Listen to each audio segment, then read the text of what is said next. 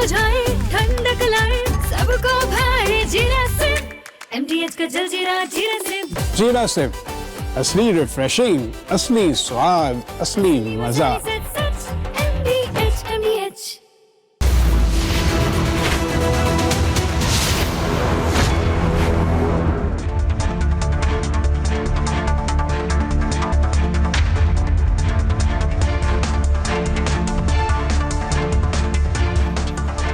नमस्कार, बहुत स्वागत है आपका। आप देख रहे हैं देश का नंबर 1 न्यूज शो, ये भारत की बात है, और मैं हूं आपके साथ मृदुल शर्मा।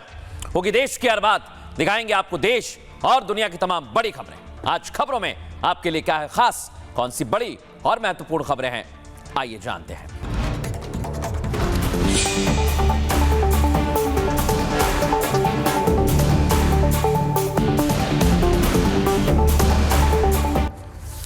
दर्शकों, कॉकरोच के प्रदर्शन पर अब संसद में बहसबाजी हो रही है।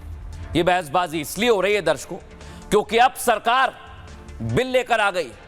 पेपर लीक करने वालों का स्पेशल ट्रीटमेंट होगा, और इस पर अभी भी संसद के अंदर बहस चल रही है। दर्शकों, आपको पहली तस्वीर दिखाएंगे, लेकिन उससे पहले देखते हैं कि आज दिन भर किस तरह आरोप लगाए गए और उसका जवाब दिया गया। सुनिए।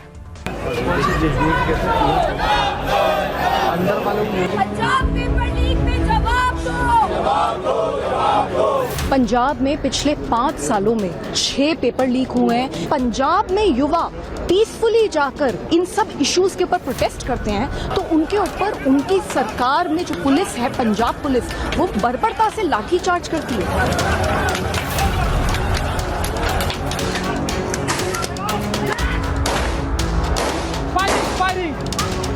मेरा आपसे आग्रह है, आज और निवेदन कर रहा हूं मैं, फिर दोबारा रिपीट कर रहा हूं। सरकार की नीयत है, इसीलिए ये अमेंडमेंट आज यहाँ पर लाया गया।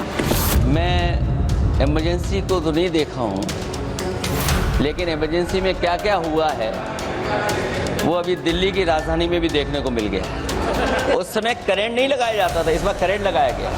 छात्रों का आंदोलन के बाद सरकार उनका बात सुन के पार्लियामेंट में बिल लेके आता है, ये अच्छा है। या जो आंदोलन होता है तो उसको कुचलने के लिए देश में इमरजेंसी लगा देता है, वो अच्छा आप बता दीजिए। 2024 में बिल लाके आज अमेंडमेंट लाना पड़ रहा है।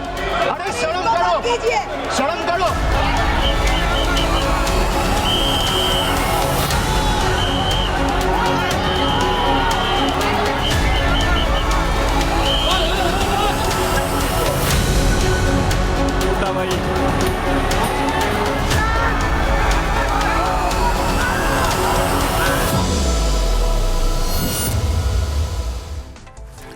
अब दर्शकों, आज मैं आपको बताऊंगा, संसद में जबरदस्त संग्राम हुआ और एक दूसरे पर निशाना साधा गया।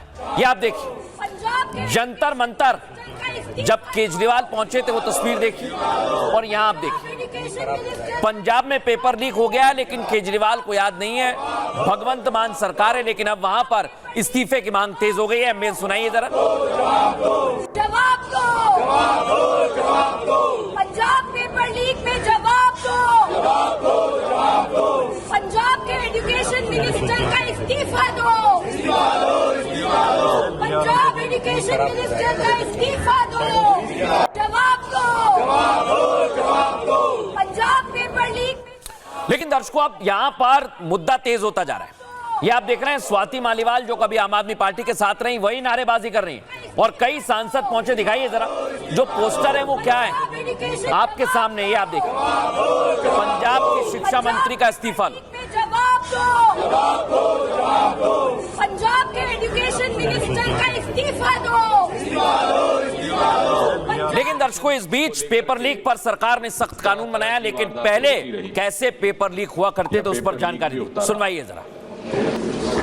एग्जामिनेशन को लेकर के तरह तरह की वारदातें होती रही, या पेपर लीक भी होता रहा। ये केवल किसी एक प्रदेश या एक प्रांत तक सीमित नहीं रहा, ऐसा पहले भी होता था। अलग अलग पार्टियों की सरकारें रही, अलग अलग प्रदेश रहे। 2009 railway recruitment board, 2011, I'll go on and on. The list is very long then. 2011 All India Engineering Entrance Examination. 2012 AIMS New Delhi Entrance Paper Leak. 2013 Maharashtra Secondary Certificate Examination. लेकिन आज बीजेपी की तरफ से कई वक्ता रहे जिसमें बांसुरी स्वराज भी नहीं। उन्होंने क्या कहा सुनिए जरा। घोर अपराध। स्वयं प्रधानमंत्री श्री नरेंद्र मोदी जी ने कहा है कि पेपर लीक एक घोर अपराध है और इसीलिए मैं यहाँ कहना चाहूंगी और इस सदन को आश्वासन देना चाहूंगी कि आदरणीय प्रधानमंत्री श्री नरेंद्र मोदी जी के लिए पेपर लीक को घोर पाप कहना केवल एक बयान नहीं है, ये उनकी सरकार की नीयत है। इसीलिए ये अमेंडमेंट आज यहाँ पर लाया गया। अब दर्शकों में दिखाता हूं कि इसको लेकर विपक्ष पहले से ही लामबंद है और इस बार अखिलेश यादव ने भी जमकर प्रहार किया। सुनवाइए जरा। कोई शिकायत नहीं, सदन के बाहर उनका स्वागत किया गया। अध्यक्ष महोदय, जो स्वागत हुआ उसके लिए हमें कोई शिकायत नहीं है, लेकिन माननीय सदस्यों को कितनी बड़ी राहत मिली होगी, कितने बड़े संकट से बचाया उन्होंने। एक प्रधान जी को हटा करके प्रधानमंत्री बचा लिया आपने। अब अखिलेश यादव पलटवार कर रहे थे तो जवाब देने के लिए मैदान में आए किरण रिजिजू और उन्होंने बताया कि सरकार अपना काम करना जानती है। सुनाइए जरा। मैं इमरजेंसी को तो नहीं देखा हूं, लेकिन इमरजेंसी में क्या क्या हुआ है वो अभी दिल्ली की राजधानी में भी देखने को मिल गया है। उस समय करंट नहीं लगाया जाता था, इस बार करंट लगाया गया है, तो ये इमरजेंसी के बराबर ही हुआ है हमला। अखिलेश जी तो समाजवादी है। मैं पूछना चाहता हूं कि छात्रों का आंदोलन के बाद सरकार उनका बात सुन के पार्लियामेंट में बिल लेके आता है, ये अच्छा है, या जो आंदोलन होता है तो उसको कुचलने के लिए देश में इमरजेंसी लगा देता है, वो अच्छा आप बता दीजिए। अब बात इमरजेंसी तक चली गई, लेकिन आज मैं आपको बताऊंगा दर्शकों कैसे पेपर लीक हुआ करते थे। 2009 में रेलवे रिक्रूटमेंट बोर्ड परीक्षा लीक हो गई थी। इसके बाद दर्शकों साल 2009 में West Bengal joint entrance exam ये परीक्षा लीक हो गई थी। इसके बाद मैं आपको बताऊं 2010 में बीएड एंट्रेंस एग्जाम ये भी कैंसिल हो गया था क्योंकि लीक हो चुका था। इंजीनियरिंग एग्जामिनेशन 2011 में लीक हो गया था।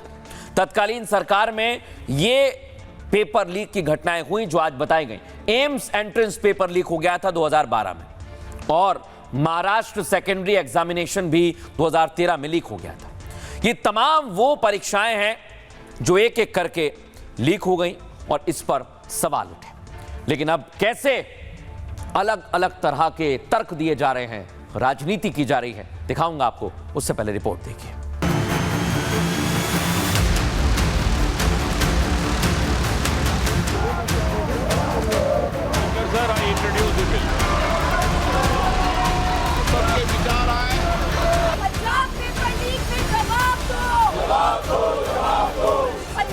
छात्रों के भविष्य को सुरक्षित करने के लिए पीएम मोदी जिस एंटी पेपर लीक बिल को लेकर सदन में आए वो महज एक कानून नहीं, विपक्ष पर सीधी स्ट्राइक है, क्योंकि यही वो बिल है जिसकी जरूरत बहुत पहले से पिछली सरकारों में हुई थी, लेकिन उस वक्त पेपर लीक पर पेपर लीक होते रहे, फर्क किसी को नहीं पड़ा। एग्जामिनेशन सिस्टम खुद फेल हो गया है।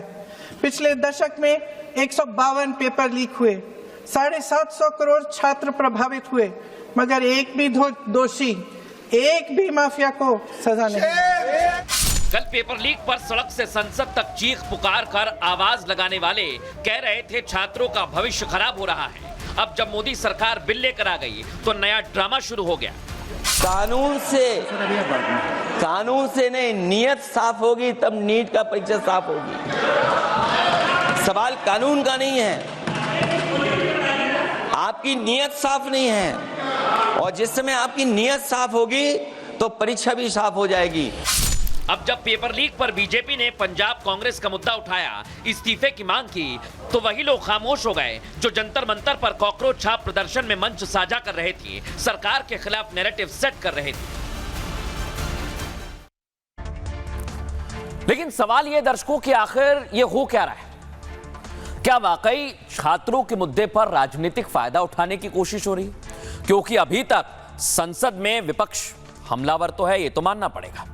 देश में पेपर लीक रोकने के लिए सरकार ने बड़ी तैयारी की है। कानून के दायरे में माफिया को सबक सिखाने का पूरा प्लान है, जिस पर संसद में सरकार और विपक्ष के बीच तीखी बहस हुई। एंटी पेपर लीक बिल पर सरकार की तरफ से पक्ष रखा गया। इस दौरान कांग्रेस सरकार में हुए पेपर लीक को संसद में रखा। चाहे 2010 में सपा सरकार में हुए बीएड एंट्रेंस एग्जामिनेशन हो या फिर 2013 महाराष्ट्र सेकेंडरी सर्टिफिकेट एग्जामिनेशन, सरकार की तरफ से हर उस पेपर लीक की घटना का जिक्र किया गया जो पिछली सरकार में देश के अलग अलग राज्यों में हुई। बड़ी बात क्या है दर्शकों, जिस संशोधन से पेपर लीक कानून को मजबूत करना है, सांसद प्रियंका गांधी ने उस संशोधन पर ही सवाल उठा दिया। उन्होंने कहा फास्ट ट्रैक कोर्ट का रिकॉर्ड पहले से ही खराब है। प्रियंका गांधी कांग्रेस सरकार के वक्त पेपर लीक पर भी जवाब देती हैं। उन्होंने कहा आप जितनी चोरी की बात करना चाहते हैं कर लीजिए, लेकिन देश में सबसे बड़ी चोरी युवाओं के सपनों की चोरी है। वहीं अखिलेश ने कहा छात्रों को सिर्फ इतने से न्याय नहीं मिलेगा, बल्कि छात्रों को न्याय तभी मिलेगा जब शिक्षा व्यवस्था में बदलाव किया जाए। टीएमसी सांसद अभिषेक बनर्जी ने भी एंटी पेपर लीक बिल पर अपनी बात रखी और सवाल पूछे न्यू इंडिया में इतने पेपर लीक आखिर क्यों हुए, जिसका जवाब बीजेपी के सांसदों ने उसी अंदाज में दिया। आपको ये बताएं, इसको लेकर अभी भी संसद में बहस चल रही है, सुनवाते हैं आपको। ये जो अखिलेश यादव, राहुल गांधी, इन सारे लोगों को उन युवाओं ने नकार दिया। छात्रों ने सीधा सरकार से बात की और सरकार ने भी सीधा छात्रों से बात की। अब ये लोग अपने को बेगाने शादी में अब्दुल्ला हुए दीवाना की तरह है, तो ये कुछ अपनी क्रेडिबिलिटी को, इनकी विश्वसनीयता इतना गिर गई कि वो आंदोलनकारियों ने किसी को पूछा नहीं। इसीलिए अपना तो याद नहीं रह रहा, दूसरे पर आरोप लगा रहे हैं। वो तो 2024 में भी सुधार लेके आई थी सरकार, लेकिन लगातार पेपर लीक हो रहे हैं। बच्चे क्यों आए थे संसद तक, मार्च क्यों किया था बच्चों ने? क्योंकि वो सरकार को जिताना चाहते थे कि सरकार जिम्मेदारी ले और एनटीए के जो भी लोग इसमें रिस्पॉन्सिबल है उनको भी इस्तीफा देना चाहिए। सबसे बड़ी बात क्या है दर्शकों, अभी तक की जो तस्वीर आप देख रहे हैं वो संसद के अंदर है, लेकिन ये मुद्दा अभी और ज्यादा भड़केगा, क्योंकि एक तरफ प्रियंका गांधी आरोप लगा रही हैं, दूसरी तरफ शिक्षा मंत्री प्रहलाद जोशी जवाब दे रहे हैं। लेकिन जो प्रियंका गांधी ने आरोप लगाए वो काफी ज्यादा गंभीर है, सुनिए। महिला के बलात्कार, प्रधानमंत्री महोदय जी ने नया शिक्षा मंत्री चुना। एक ऐसे व्यक्ति को इस पद पर आसीन किया जिसने एक गर्भवती महिला के बलात्कारियों की रिहाई पर अपनी सहमति व्यक्त की, खुशी जताई। प्रियंका जी को ऑथेंटिक करना चाहिए, ऑथेंटिकेट करना चाहिए, और जो मिस इन्फॉर्मेशन कर रहे हैं, नहीं तो मिस इन्फॉर्मेशन के लिए कार्रवाई करना चाहिए सर। ये क्या कुछ भी बोल के चल सकता है क्या? और procedure for the minister the correcting the mistake 114 में अगर वो आपने जो रूल का जिक्र किया 353 में, मुझे कोई नोटिस नहीं दिया है, मैं इधर प्रेजेंट हूँ, और मैंने ऐसे कैसे बिना ऑथेंटिकेशन बोल सकते हैं मुझे बिना नोटिस दिए हुए? इसलिए मैं इसको खंडन करता हूँ और उसको एक्सपेल करना चाहिए और उनको माफी मांगना चाहिए। लेकिन दर्शकों, क्या वाकई ये मुद्दा अभी और ज्यादा बढ़ेगा या फिर anti paper leak bill pass हो जाएगा और इससे फायदा मिलेगा छात्रों को? मैं आपको बताता हूं आज हुआ क्या। इसको लेकर जुबानी जंग तेज हो गई है। प्रियंका गांधी ने कहा प्रधानमंत्री का फैसला ठीक नहीं है। प्रहलाद जोशी ने कहा प्रियंका गांधी झूठ फैला रही है। नए शिक्षा मंत्री का इतिहास ठीक नहीं है, प्रियंका कहती हैं साबित करके दिखाना होगा आखिर ऐसा आप क्यों कह रहे हैं। इधर प्रियंका ने कहा रेपिस्टों की रिहाई पर सहमति जताई थी। प्रहलाद जोशी ने जवाब दिया कि आपको गलत सूचना है, कार्रवाई होनी चाहिए। क्या वाकई अब यह मुद्दा और ज्यादा बढ़ गया है दर्शकों? क्योंकि अभी तक पूरी की पूरी कहानी छात्रों के इर्द गिर्द घूम रही है, लेकिन अब इस पर सियासत भी हो रही है। राहुल गांधी क्या कहते हैं, सुनिए जरा। BJP puts a man who is a defender of rapists. That's the most filthy type of man. There can be no filthier man than somebody who says that rapists need protection. that is the education minister of India today. It's strange. It's a strange reaction from the Prime Minister that there are so many people in his cabinet. He could have chosen any one of them, but he chooses a person who protects rapists. It's quite amazing. लेकिन दर्शकों सोचिए जरा, ये मुद्दा सभी हाथों हाथ लेना चाहते हैं क्योंकि इसमें छात्रों का हित है या फिर सियासी हित, यही सवाल पूछा जा रहा है।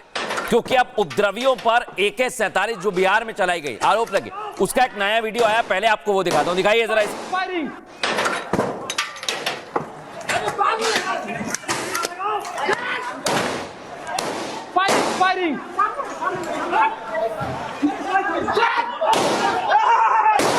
लेकिन दर्शकों आज 100 मीटर डिंपल यादव ने इसको लेकर आवाज उठाई। सुनवाइए जरा वो AK-47 के मुद्दे पर क्या कहते हैं। बच्चों पे आपने बैरिकेडिंग लगा दी 100 मीटर पर और बच्चों को आपने वहां पे ट्रैप कर दिया और फिर वहां पे आपने लाठियां बजाई बच्चों पे, उनके सर फोड़े गए, आपने पैलेट गन चलाई, आपने बिहार में AK-47 का प्रयोग किया। हम थे वहां पे, हमें पता है क्या स्थिति थी। लेकिन दर्शकों देखिए, कहा जा रहा है कि केस वापस होना चाहिए, लेकिन जो वीडियोस आए हैं वो हैरान करने वाले। ये बिहार का ही वीडियो दिखाइए जरा, कैसे कार में तोड़फोड़ की। देखिए हमारे सीतामढ़ी में ऐसा ही होता है अभी। देख सकते हैं यहाँ बीजेपी का गाड़ी था, वो गाड़ी वाले यहाँ पे ये जिसका गाड़ी के देखो हाल यहाँ पे क्या कर चुका है। हाँ पता भी नहीं, सीतामढ़ी है सीतामढ़ी। यहाँ पे कोई भी प्रशासन नहीं है, कोई भी नहीं। अब दर्शकों मैं आपको दिखाता हूं, दावा यह किया जा रहा है कि 2873 अपराधी जो बाकायदा कॉकरोचों के साथ प्रदर्शन में थे और हंगामा किया, दिखाइए जरा, इनको अब चिन्हित किया जा रहा है।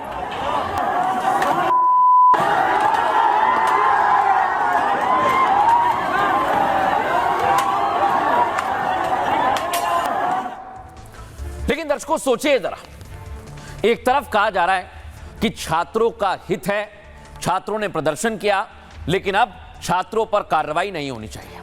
दूसरी तरफ यह कहा जा रहा है कि छात्रों ने गलती की है तो उन पर कार्रवाई होनी चाहिए। जो छात्रों के भेष में प्रदर्शनकारी आए थे उस पर भी सवाल खड़े हो रहे हैं। लेकिन मैं आपको दिखाता हूं दर्शकों आखिर हुआ क्या। पहले आप ये देखिए, ये प्रोटेस्ट में किस तरह से प्रदर्शन हो रहे थे। दिल्ली में और बिहार में हर जगह प्रदर्शन में उपद्रवियों ने तांडव मचाया, लेकिन संसद में उपद्रव की जगह पुलिस एक्शन पर बड़ा बवाल हुआ। विपक्ष ने यह नहीं बताया कि उसी झड़प में 118 पुलिसकर्मी घायल हुए हैं और इनमें स्पेशल कमिश्नर, ज्वाइंट कमिश्नर और एडिशनल कमिश्नर तक शामिल हैं दर्शकों। इसके अलावा कई महिला पुलिसकर्मियों को भी गंभीर चोट आई है। इतना ही नहीं दर्शकों, दिल्ली पुलिस ने दावा किया कि प्रदर्शन में 2873 क्रिमिनल अपराधी थे और कॉकरोच जनता पार्टी के प्रदर्शन में हत्या के 101 आरोपी शामिल हुए। साथ ही 989 बदमाशों पर गंभीर धाराओं में मुकदमा दर्ज है। अब इन प्रदर्शनकारियों को कॉकरोच जनता पार्टी कानूनी मदद देने की तैयारी में है दर्शकों। सोचिए बस आप, प्रदर्शनकारियों को कानूनी मदद के लिए सीजेपी ने बाकायदा एक फंड भी जारी कर दिया है। एडवोकेट कपिल सिब्बल ने तो इसमें 1 करोड़ रुपए देने की बात कही। सोचिए बस आप, कितना बड़ा नेक्सस है। साथ ही देश भर में अलग अलग जगह पर वकील जुटाए जाएंगे और इस फंड से उन्हें पैसे दिए जाएंगे। दूसरी तरफ आज सुप्रीम कोर्ट में एक बड़ी घटना घटी, सुनिए ध्यान से। प्रदर्शनकारी छात्रों के हित में फैसला सुनाया गया है। आपको जानकारी दे दे, इस दौरान सुप्रीम कोर्ट ने प्रदर्शनकारियों का कोई आपराधिक रिकॉर्ड नहीं है। कोर्ट ने कहा उनके खिलाफ किसी भी तरह की दंडात्मक कार्रवाई नहीं होनी चाहिए। साथ ही प्रदर्शन के दौरान हुई घटना की निष्पक्ष जांच की बात भी कही गई है। सुनिए जरा बीजेपी के नेताओं ने क्या कहा है, सुनवाता हूं आपको। महामहिम अदालत के जो राय है वो हमारे नतमस्तक होकर हम लोग स्वीकार करेंगे, लेकिन जिसको अरेस्ट किया गया या केस दिया गया, देखना पड़ेगा कि वो स्टूडेंट है कि वो लोग गुंडा है। स्टूडेंट अगर है तो डेफिनेटली उसको छोड़ दिया जाएगा, सबका केस वापस लिया जाएगा। लेकिन अगर आप गुंडा है, आप स्टूडेंट ही है नहीं, आप किसी पार्टी का छत्रछाया में आकर देश को अशांति करने का आपका एजेंडा है, इसको तो हम लोग छोड़ेंगे नहीं। लेकिन दर्शकों सोचिए जरा, सवाल सबसे बड़ा यही है कि आखिर क्या वाकई छात्रों का मुद्दा आने वाले चुनावों में फायदा पहुंचाएगा? क्योंकि इसे लेकर अब कई जो छात्रों के समर्थन में आ गए थे, गालियां देने लगे, वो लोग माफी मांगने लगे। ये देख रहे हैं आप, पहले गाली दी, अब माफी मांग रहे हैं। दोनों तस्वीर दिखाइए जरा। है क्या ये मोदी? क्या चीज है यो? बैठाओ, मतलब लॉकडाउन लगा दे, क्या है यो?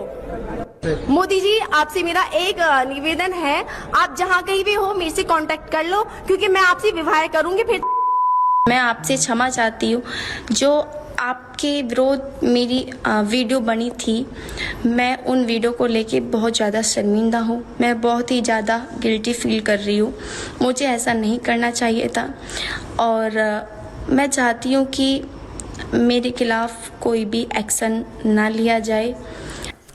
एक्शन का डर है, लेकिन आज कंगना रनौत ने दर्शकों उनकी दिवंगत माता सीधे आरोप लगाया और जिन्होंने पीएम को गाली दी उन पर निशाना साधा। सुनवाइए। ओल्ड से जो है हम अपना, आप हमारे 75 ईयर ओल्ड प्राइम मिनिस्टर हैं, उनकी दिवंगत माता जी को, उनको इतनी गंदी गंदी भद्दी गालियां दे। हमने भी स्टूडेंट प्रोटेस्ट किए हैं। 16 ईयर ओल्ड से जो है हम अपना करियर बना रहे हैं, माता पिता पर कभी बोझ बनकर नहीं रहे, और जिनके माता पिता बहुत ही कंजर्वेटिव है। हम जानते हैं कि हमारा हिंदुस्तानी समाज कैसा है। उनकी बेटियां ऐसे इतनी गंदी गंदी भाषा में बात कर रही हैं, समाज में उनकी क्या इज्जत रह जाएगी और उनको किस तरह की विपरीत परिस्थितियों का सामना करना पड़ेगा? क्या ये सोचते हैं क्या हम लोग as a society, this is not acceptable to us in any way? लेकिन दर्शकों, आज तो गजब हो गया। प्रधानमंत्री के पहले ये तीनों वीडियो आप देखिए। ये पहले नंबर पर आया, कोई मामूली विषय जिसने इंस्टाग्राम की, मेटा की पूरे एल्गोरिदम को खराब कर दिया और हाईएस्ट व्यू है दर्शकों इस पर। और ये दूसरा वीडियो है, इस पर भी लगभग 200-250 मिलियन है, इस पर लगभग 400 मिलियन व्यूज हैं, और ये तीसरा वीडियो है, ये भी 150-200 के करीब है। लेकिन मेटा ने दर्शकों पीएम मोदी का वीडियो हटा दिया और इसको लेकर अब मेटा पर सवाल खड़े हो रहे हैं। मेटा की तरफ से लगातार कहा गया कि जिस तरह की हरकत अभी की गई है उसे लेकर सवाल उठाए जाएंगे।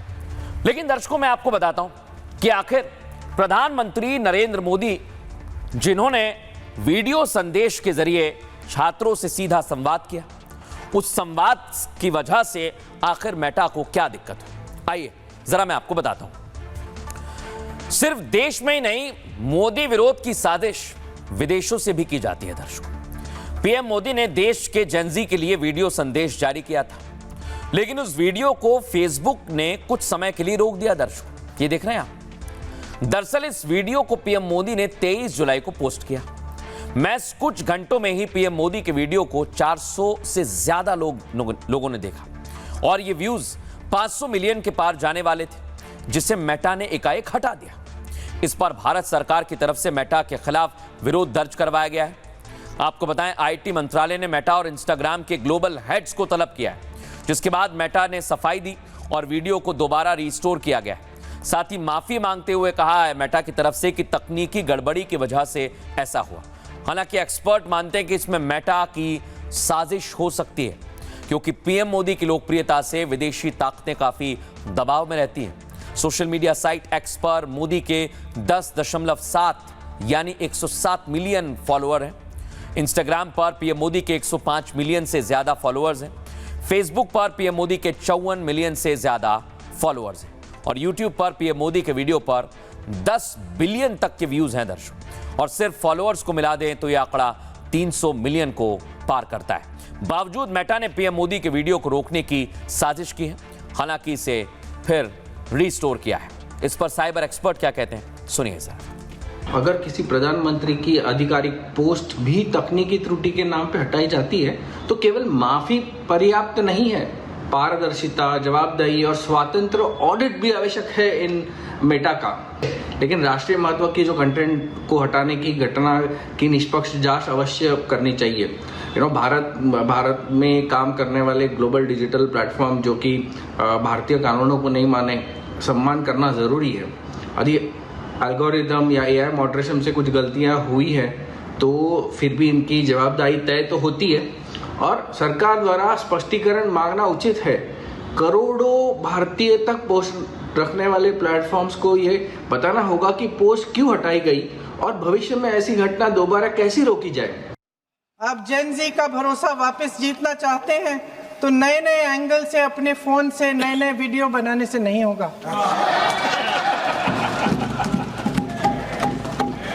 प्रधानमंत्री जी को कैमरे का एंगल नहीं, दिल का एंगल बदलना पड़ेगा। अब दर्शकों खबरों में आगे बढ़ेंगे और आपको सीधे लेकर चलेंगे पीओके, क्योंकि पीओके में कत्लेआम मचा रही है मुनीर की सेना। और आज दिखाते हैं कैसे मुल्ला मुनीर डर गया है और पीओके में जलियांवाला बाग बना दिया है। देखिए जरा।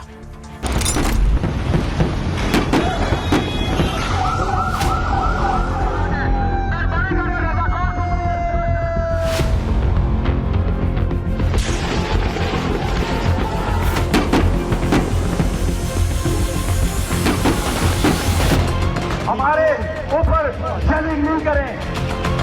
पाकिस्तान के खिलाफ एहतजाज कर रहे हैं पाकिस्तानी एम्बेसी के बाहर जाके। देखा दर्शकों, आपने पहली तस्वीर आपको दिखा रहा हूं। पीओके में लोगों को गोलियों से भून दिया गया। ये तस्वीर आप देखिए, सीधे गोली मारी जा रही है। फुल फ्रेम दिखाई, एम्बुलेंस सुनाइए।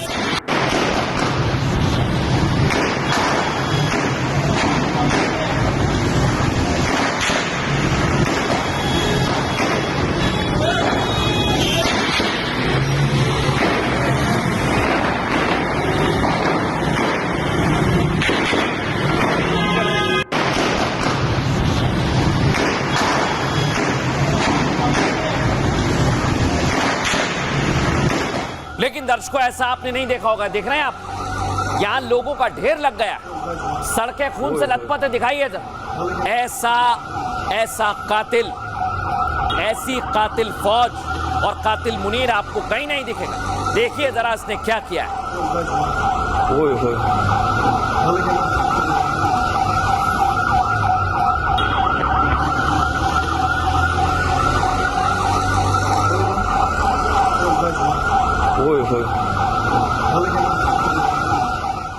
लेकिन दर्शकों ये देखिए, रावलकोट में जो पब्लिक, जो जनता वहां पर पहुंची प्रदर्शन के लिए, उनको गोलियों से भून दिया।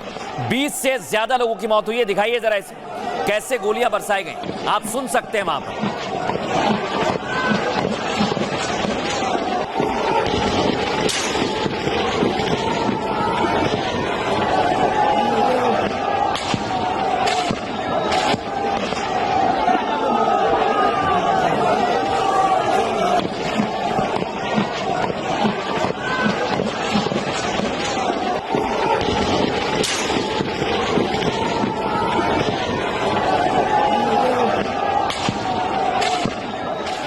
लेकिन दर्शकों आप ये देखिए कैसे इस समय शहर में आवाम भी अब आवाज बुलंद कर रही है। सुनाइए जरा। कैसे जो है ना पाकिस्तान की फोर्सेस आजाद कश्मीर की पुलिस के साथ मिलकर जो है ना पूरा मनहत्ते मुजाहिरीन, ये देखे पूरा मनहत्ते मुजाहिरीन पर शैलिंग की जा रही है।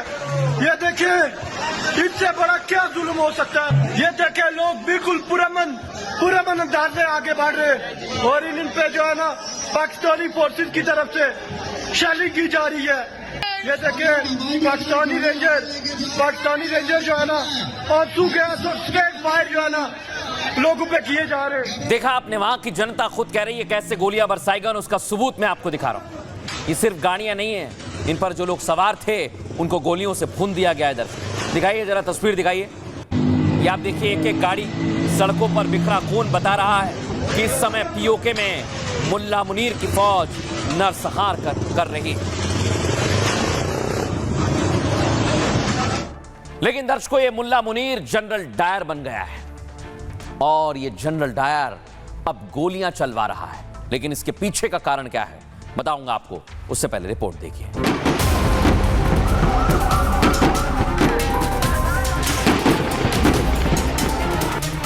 जंतर मंतर पर पुलिस की लाठी पर सवाल उठाने वालों को आज पाकिस्तान में प्रदर्शनों का अंजाम देखना चाहिए।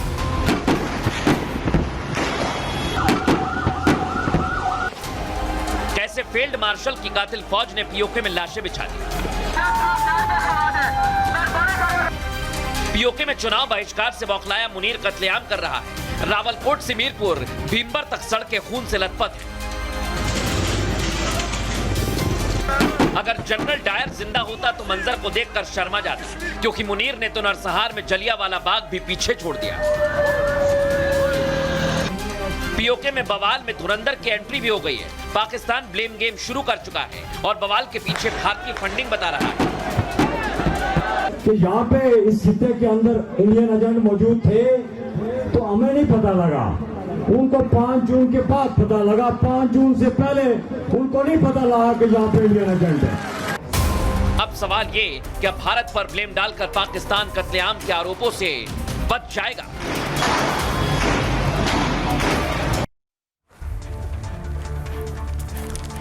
लेकिन दर्शकों सोचिए जरा, आखिर ये लोग चाहते क्या हैं? ये मुल्ला मुनीर की फौज सिर्फ और सिर्फ कत्लेआम चाहती है, क्योंकि ये जानते हैं कि अब पीओके इनके हाथ से फिसल रहा है। पीओके में कत्लेआम की सबसे बड़ी वजह पाक की नाकामी है। दर्शकों, मुनीर शहबाज को लगता था कि बंदूक की नोक पर वो इलेक्शन करा लेंगे, लेकिन 27 जुलाई को जब वोटिंग हुई तो कहानी ही पलट गई। वोटिंग के दिन पीओके के बूथ खाली थे, देख रहे हैं आप, कोई नहीं पहुंचा, 1-2 आदमी। पहले चरण में पीओके में कुल 14 लाख वोटर्स की संख्या थी जिनको वोट डालना था, लेकिन विरोध के चलते सिर्फ 14 लाख में से 90,000 के आसपास वोट पड़े। जिन इलाकों में वोटिंग 60% से ज्यादा रहती थी, वहां 5 से 7% वोटिंग हुई। जैक के बहिष्कार के चलते पोलिंग बूथ पर दिन भर सन्नाटा पसरा रहा, जो मैं आपको दिखा रहा हूं। वोटिंग ना होने पर पीओके पर पाकिस्तान के झूठे नैरेटिव का भांडा फूट गया। पाकिस्तान अक्सर दावा करता है कि पीओके के लोग खुश हैं और उसके साथ हैं, लेकिन वोटिंग बहिष्कार इस बात का सबूत है कि पीओके के लोग उसके साथ नहीं हैं। और पीओके में कोई लोकतंत्र नहीं बचा है दर्शकों, बल्कि पब्लिक बंदूक के साथ कैद है, उसके साए में कैद की गई। कम वोटिंग इस बात का पहला सबूत। पीओके में सहमति का अभाव है, जो साबित करता है कि पीओके में पाकिस्तान सिर्फ कब्जाधारी शक्ति है। भारत पहले ही पीओके में चुनाव को अवैध बताकर विरोध जता चुका है और आज भी भारत की तरफ से कहा गया है पीओके भारत का अभिन्न अंग है। सुनिए। हमने पाक अधिकृत कश्मीर में तथाकथित यानी कि सो कॉल्ड इलेक्शंस के बारे में खबरें देखी है। इस मसले पर भारत का पक्ष साफ और निरंतर रहा है और आप लोग भली भांति इससे अवगत हैं। जम्मू कश्मीर लद्दाख जो कि केंद्र शासित प्रदेश हैं, उनका पूरा भूभाग भारत का अभिन्न और अविच्छेद्य अंग है। वहाँ चल रहे लीपापोती वाले इलेक्शन पाकिस्तान द्वारा जम्मू कश्मीर का अपने अवैध कब्जा और वहाँ के लोगों का मानव अधिकार का हनन को छिपाने का प्रयास है। आज पाकिस्तान के पीओके में ज्यादातर बूथ्स में कोई वोटर नजर ही नहीं आ रहा था। कई बूथ में तो शाम के 5 बजे के बाद भी महज कोई 7% या 10% या ज़्यादा से ज़्यादा 12 या 14% की वोटिंग हुई। तो ऐसी हालत में आम आवाम, ख़ासतौर से JAAC के जो मेंबर्स थे या दूर दराज के जो गांव के लोग थे, जो पाकिस्तान के पीओके के परेशान लोग थे, वो वोट देने आए ही नहीं। पाकिस्तान की सरकार ने और आर्मी ने दुनिया को दिखाने के लिए कि वहाँ पर डेमोक्रेसी चालू है, जबकि यह एक नकली डेमोक्रेसी को इम्पोज करने की कोशिश है। लेकिन दर्शकों, आपको मैं बताता हूं, ये मुनीर बौखला गया है, ये मुनीर पगला गया है, क्योंकि इनके हाथ से पीओके फिसल रहा है। दर्शकों दिखाता हूं मैं क्यों ऐसा कह रहा हूं। ये आप देखिए, शांतिपूर्ण प्रदर्शन चल रहा है। इन्होंने कहा हम पाक की जालिम सरकार के साथ नहीं रह सकते, लेकिन यहां देखिए सीधी फायरिंग कर दी लोगों पर। ये जलियांवाला बाग है, यहां फायरिंग होने लगी। सोचिए आप कितने लोगों की जान चली गई। दिखाइए जरा तस्वीर।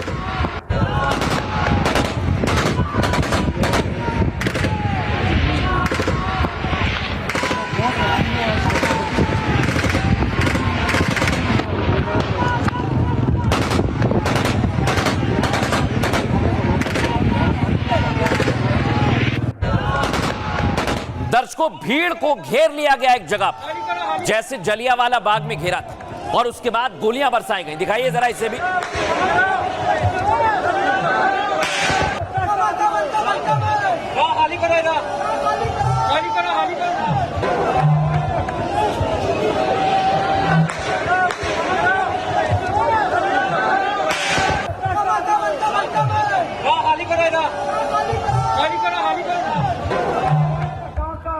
दर्शकों, ये देखिए, वहां की आवाम ने अब पूरी की पूरी सच्चाई दुनिया को बताई है। सुनवाइए जरा। धोखा दे के मारे, ये हमारा टांका आवाम का आपसे वादा है। हम झूठे नहीं हैं, हम मक्कार नहीं हैं कि किसी को धोखा दे के मारे। हम आपको टाइम देंगे, आप चले गए रास्ते से साइड पे हट जाए, हमारे ऊपर जलील नहीं करें, आप कोई फायर नहीं करें। ये हमारा टांका आवाम का आपसे वादा है। हम झूठे नहीं हैं, हम मक्कार नहीं हैं कि किसी को धोखा दे के मारे। हम आपको टाइम देंगे, आप चले गए रास्ते से साइड पे हट जाए, हमारे ऊपर जलील नहीं करें, आप कोई फायर नहीं करें। लेकिन दर्शकों, अब देखिए, ये एम्बुलेंस है जो लाशें लेकर जा रही है। कितनी एम्बुलेंस गई है दिखाइए जरा।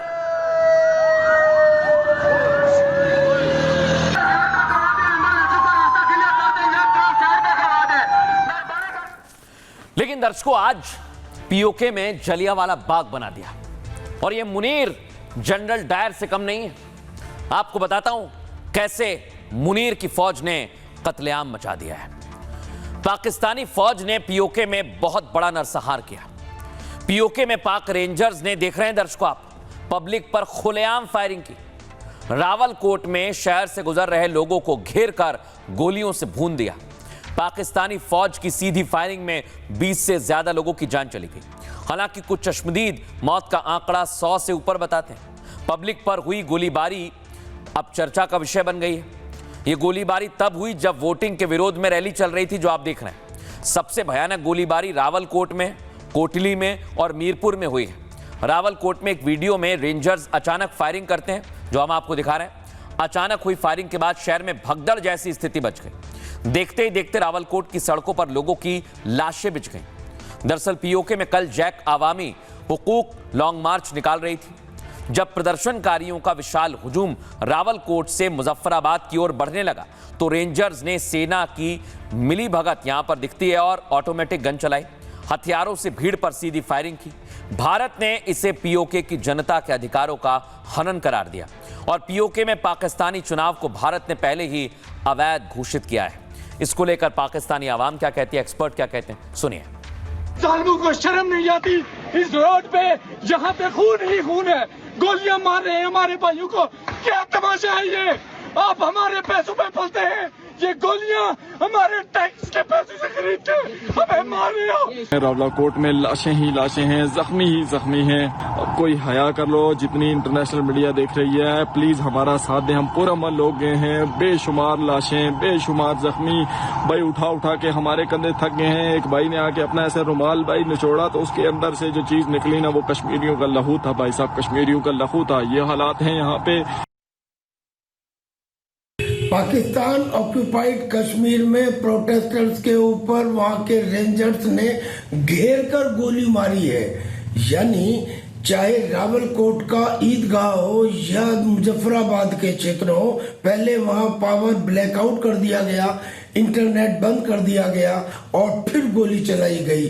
जो वहां पे कैजुअलिटीज हुई उनकी जानकारी बाहर आ ही नहीं पाई पूरी तरह से, और यही कारण है कि वेस्टर्न मीडिया को इस बारे में कुछ पूरी तरह से खबर मिली ही नहीं, और अगर मिली तो फिर वो पहले ही हाई इंटेंसिटी वायलेंट कॉन्फ्लिक्ट में इन्वॉल्व है। और दूसरी बात, चाइना हो या अमेरिका हो, इनकी पाकिस्तान के साथ में एक किस्म से पार्टनरशिप है। कुल मिला के ये इंसिडेंट ऐसी हुई जैसे जलियांवाला बाग में हुआ था।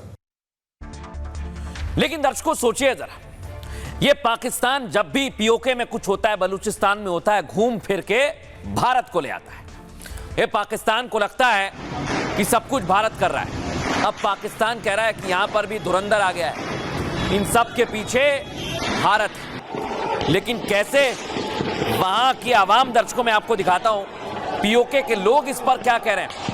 पीओके के लोगों ने भी अब इस पर आवाज बुलंद की है, सुनिए जरा वो क्या कहते हैं। जी के कोई उन्होंने बड़ी तफसील के साथ एक कहानी बनाई, एक कहानी पेश की जी के कोई फोर्सेस ने, पाकिस्तान की फोर्सेस ने कोई किसी बंदे को पकड़ा है और उसके कोई अकाउंट चल रहे हैं और पाकिस्तान के खिलाफ वो प्रोपेगेंडा कर रहा है, कोई इंडियन फंडिंग उसको आ रही है कि यहाँ पे इस खित्ते के अंदर इंडियन एजेंट मौजूद थे तो हमें नहीं पता लगा, उनको 5 जून के बाद पता लगा, 5 जून से पहले उनको नहीं पता लगा कि यहाँ पे इंडियन एजेंट है। ये मुल्ला मुनीर बहाना बना रहा है, देख रहे हैं आप इसका सबूत।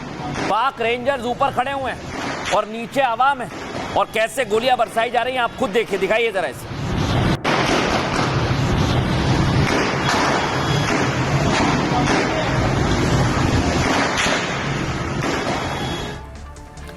अब दर्शकों सोचिए जरा किस तरह से मुल्ला मुनीर भारत के फोबिये में जी रहा है।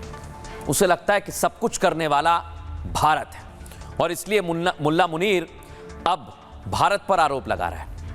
पीओके में भारतीय धुरंधर की एंट्री से दहशत है, ऐसा मुनीर को लगता है। दर्शकों, पाकिस्तानी खुफिया एजेंसी ने एक युवक को इसके चलते पकड़ लिया।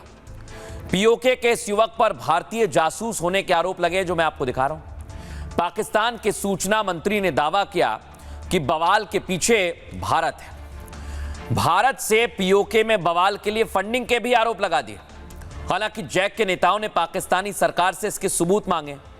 जैक ने कहा, आरोप सच हैं तो भारतीय फंडिंग के हमें सबूत दिखा दें। अगर वाकई भारतीय एजेंट यहां पर घूम रहे हैं तो आईएसआई क्या कर रही है, उसे पता क्यों नहीं लगा।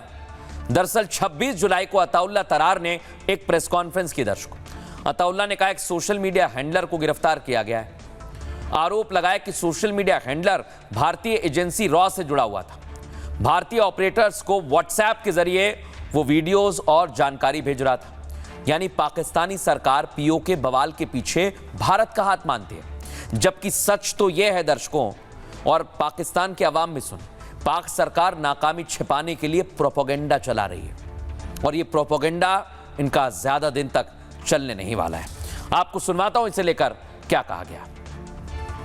नहीं जी, मेरा नहीं ख्याल कोई डायलॉग होगा जो जिस तरह मैं फिर दोबारा कहूँगा कि मैं इनको हिंदुस्तान के साथ जो है ना इन लोगों को ब्रैकेट करता हूँ, उसी जुमरे में इस्तेमाल को शुमार करता हूँ जिसमें हम हिंदुस्तान को दुश्मनों की सफ में देखते हैं। ये लोग भी पाकिस्तान दुश्मन हैं। प्रोपेगेंडा में उन्होंने एक युवक को अरेस्ट किया है और ऐसा कहा जा रहा है कि युवक जो है वो फंडिंग ले रहा था और साथ ही साथ कुछ वीडियो भारत भेज रहा था। मतलब बड़ी सीधी सीधी बात है, कौन सी ऐसी वीडियो है जो इस समय भारत नहीं आ रही है? कौन कौन ऐसा है पीओजेके में या पाकिस्तान में जो अपनी रील्स नहीं बना रहा है? क्या प्रूफ? एक अकेला आदमी, कोई ऑर्गेनाइजेशन, कहीं कोई ग्रुप ऑफ पीपल नहीं, एक इंडिविजुअल। वाह भाई वाह।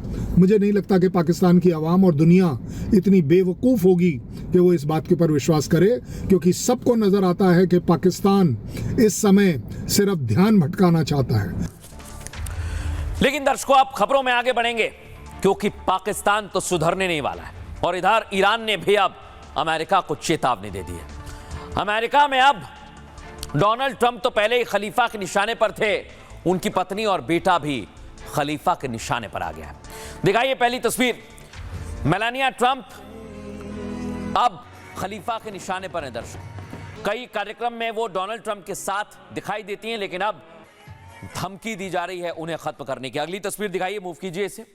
डोनाल्ड ट्रंप को मारने के पोस्टर तो हमने ईरान में देखे थे, ये देखे ना आप, और ईरान ने खुद बताया था कि हम डोनाल्ड ट्रंप को मारना चाहते हैं और पहले नंबर पर जो मारने की लिस्ट है उसमें डोनाल्ड ट्रंप का नाम है, दूसरे पर बेंजामिन नेतन्याहू। लेकिन अब हो क्या रहा है दर्शकों, अगली तस्वीर दिखाइए।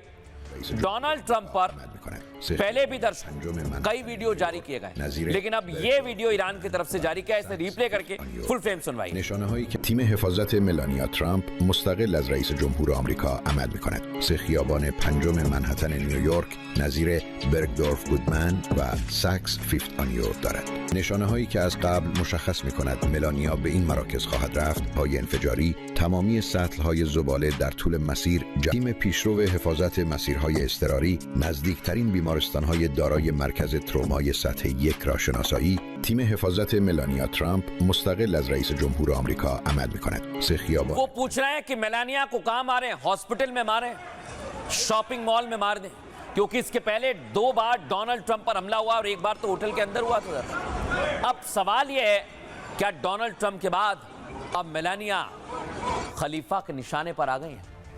और अगर ऐसा है दर्शकों, तो आप ये मानकर चलिए कि डोनाल्ड ट्रंप खलीफा को यानी ईरान को छोड़ेंगे नहीं, क्योंकि डोनाल्ड ट्रंप की भी पूरी तैयारी है। आइए जरा आपको बताता हूं, अमेरिका और ईरान की जंग एक नए लेवल पर चली गई है। अब तक ईरानी राष्ट्रपति डोनाल्ड ट्रंप की हत्या की साजिश की जा रही थी। राष्ट्रपति ट्रंप ने खुद अपनी हत्या की साजिश की बात कबूली और यहां तक कहा कि मेरी हत्या हुई तो हत्यारा बचेगा नहीं, और इसके लिए उन्होंने अपने अधिकारियों को निर्देश भी दिया। अब ईरान की तरफ से एक सनसनीखेज वीडियो सामने आया है।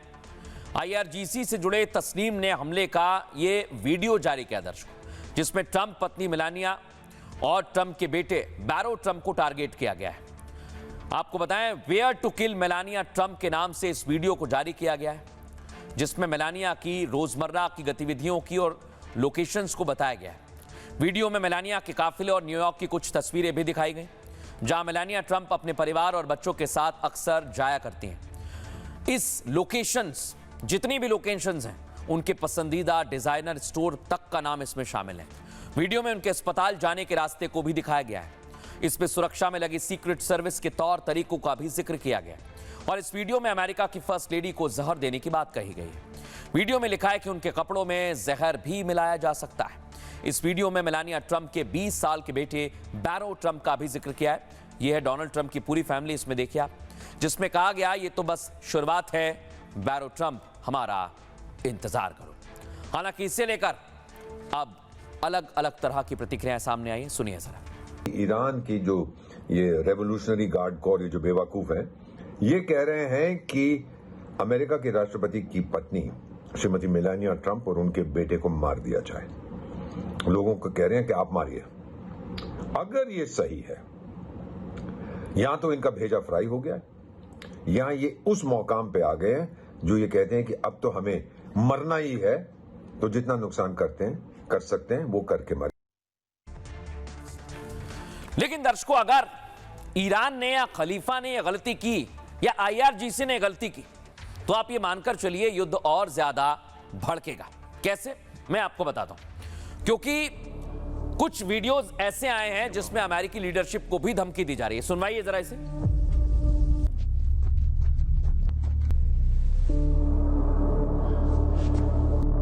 You're welcome.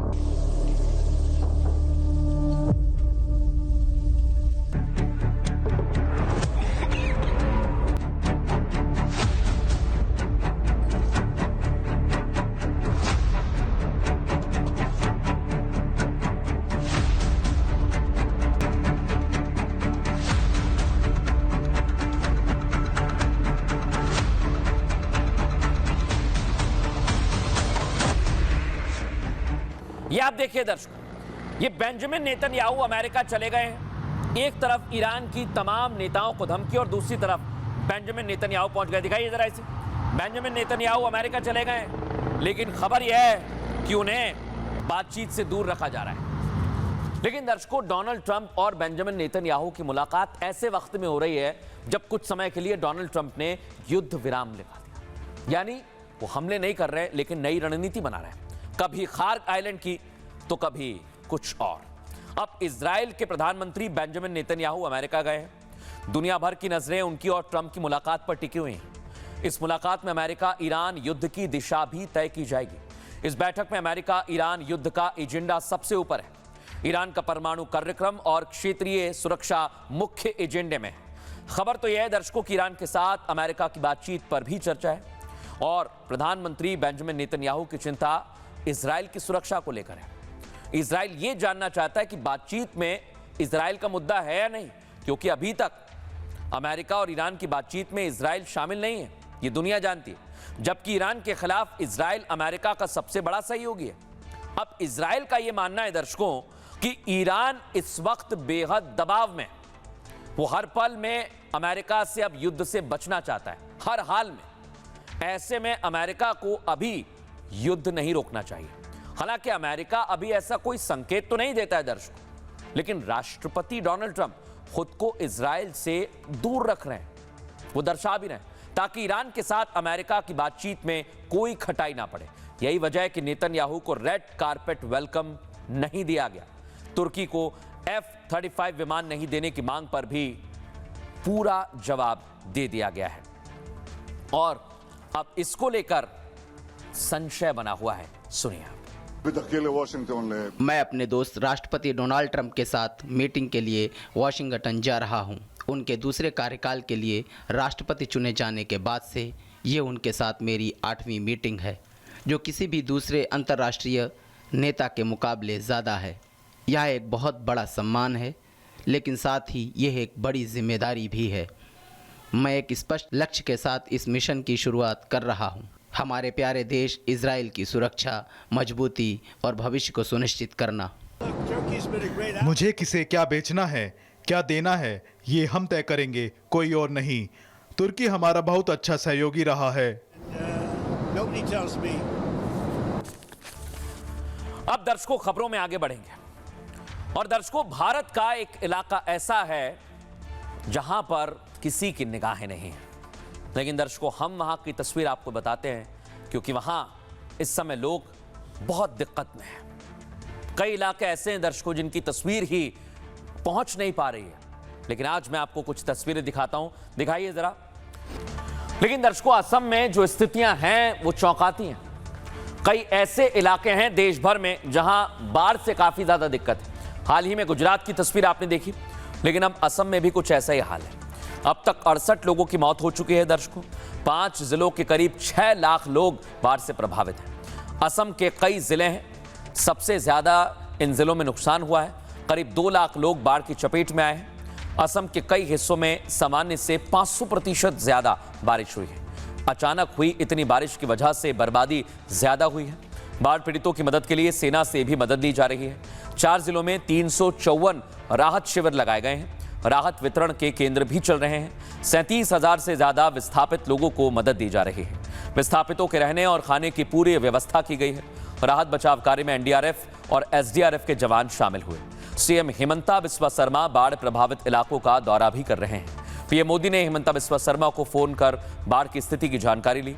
हिमंता बिस्वा शर्मा ने कहा कि पीएम मोदी ने हर संभव मदद का भरोसा दिया है। बाढ़ का पानी कम हो रहा है और राहत कार्यों पर भी जोर दिया जा रहा है। बिजली सप्लाई को बहाल करने के लिए भी प्रयास हो रहे हैं। बाढ़ से हुए नुकसान के सर्वे के बाद पूरी मदद की जाएगी। और इसको लेकर हिमंता बिस्वा शर्मा क्या कहते हैं, सुनिए। प्रधानमंत्री जी ने बात करने का बाद मैंने थोड़ा एयरफोर्स को थोड़ा ज्यादा एक्टिवेट करने के लिए बोला था। आज एयरफोर्स ने काफी एरिया में फूड पैकेट्स ड्रॉप किया है और ये फूड पैकेट सही सलामत लोगों का पास आज पहुंच भी गया है। पहला दौर में कुछ समस्या हुए थे, थोड़ा पैकेट फट गए थे, लेकिन आज बहुत ही सुशृंखलित व्यवस्था के अनुसार पैकेट्स वगैरह ड्रॉप किया गया है और एयरफोर्स से भी ये ड्रॉपिंग कल और परसों भी चलते रहेगा। अब दर्शकों मैं आपको बताता हूं कि देश भर में इस समय बाढ़ की क्या स्थिति है। आपके इलाके में कितनी बारिश हो रही है आपको बताते हैं। दिल्ली में और एनसीआर में रुक रुक कर भारी बारिश हो रही है दर्शकों। आपको बताएं कई इलाकों में पानी की स्थिति है, जल भराव की स्थिति है। मध्य प्रदेश के 8 जिलों में भारी बारिश का अलर्ट जारी किया है। भोपाल में सुबह से बूंदाबांदी हो रही है। राजस्थान के 25 जिलों में आज भारी बारिश हुई है दर्शकों। राजस्थान में 2 अगस्त तक अलर्ट भी जारी कर दिया है। पंजाब चंडीगढ़ में पहली बार रेड अलर्ट जारी किया है, भीषण बारिश हो सकती है। पंजाब चंडीगढ़ में भाखड़ा, पोंग और बांध का स्तर काफी ज्यादा बढ़ सकता है। चंबा के अंदर जहां घरों में मलबा घुस गया, हिमाचल प्रदेश की ऐसी तस्वीर आई है और शिमला में भी काफी तेज बारिश की संभावना है। वहीं सोनप्रयाग गौरीकुंड हाईवे बंद कर दिए गए उत्तराखंड में। चारधाम यात्रा 2 दिनों के लिए रोक दी गई है। 9 जिलों में भारी बारिश का अलर्ट जारी किया गया है। देहरादून समेत 6 जिलों में स्कूल तक बंद कर दिए गए हैं। और आपको बताएं, इसको लेकर हमारे सहयोगी की ग्राउंड रिपोर्ट भी आपको दिखाते हैं। भारी से अति भारी वर्षा की संभावना जताई गई थी और उसके पूरे परिणाम जो आसार है हम देख सकते हैं। फिलहाल हम खड़े हैं राजकोट अहमदाबाद हाईवे पर और लंबी कतार लगी हुई है गाड़ियों की और अभी भी पानी भरा हुआ है। कोशिश कर रहे हैं लोग मूवमेंट हो और लेकिन अगर किनारे आए, मैं जहां फिलहाल खड़ी हूं मैं आपको दिखा दूं कि अभी भी कमर तक और अगर आगे जाए तो उससे भी ज़्यादा पानी भरा हुआ है। ये जो हमें दिख रहा है विजुअल्स में वो स्वास्तिक इंडस्ट्रियल एस्टेट है, ऐसा हमें बताया गया है राजकोट अहमदाबाद हाईवे पर।